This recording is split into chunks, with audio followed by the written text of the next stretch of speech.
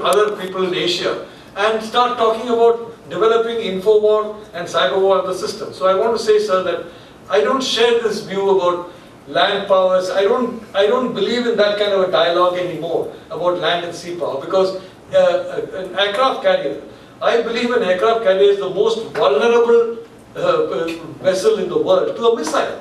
I would like to see my country spend billions of dollars on its missile program, but we are spending tens of billions of dollars on aircraft. We are spending tens of billions of dollars on buying aircraft carriers, on buying all kinds of things which frankly can be destroyed by a single missile costing 1,000 that amount.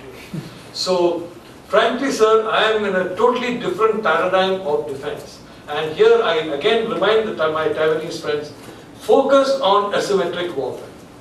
Focus on methods of warfare which rely on intelligence, on modern technology. And I can tell you, you will develop fearsome capacities that can be a very strong deterrence to attack. So far as India and the United States is concerned, the questions of China, India, United States is concerned, as I said, I mean, I hope, I am very clear, I do not want to see a conflict with China. It's an Asian neighbor, it's a brother civilization, it is next door to us.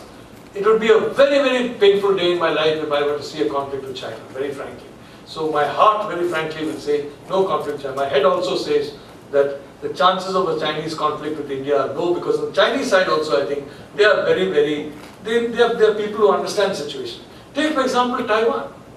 Now, I've heard about so many 600 missiles being pointed at Taiwan, I mean, so many aircraft, and yes, there are some, frankly, some unintelligent people in the PLA who are planting these missiles and planting these things.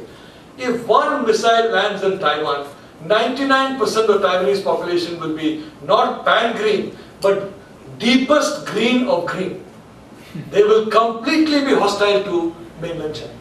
They will lose the whole of China. And today, as Iraq has shown, as Afghanistan has shown, conquering a territory is valueless. You have to conquer the mind of the people in the territory. Otherwise, you can be sabotaged everywhere. Chinese industry, Chinese R&D depends on Taiwanese brains. If Taiwanese feel that a great wrong has been done to Taiwanese people, it is going to severely harm China. It will be what the Greeks call a Pyrrhic victory. You win the war and you destroy yourself. It's like a wasp. A wasp stings you and dies.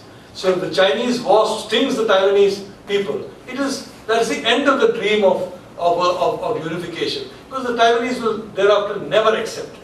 You understand? So I am very doubtful about whether they will be crazy enough to consider the use of force, except under very exceptional circumstances. I don't think so. I believe that the prospect of war is not very severe, because I think there are some crazy people in the PLA. There are some crazy people in the in the military council. There are some crazy people in the Communist Party. But overall, I find the people are not crazy, they are sensible. And I think that sensible majority will prevail, as it has prevailed in Taiwan policy.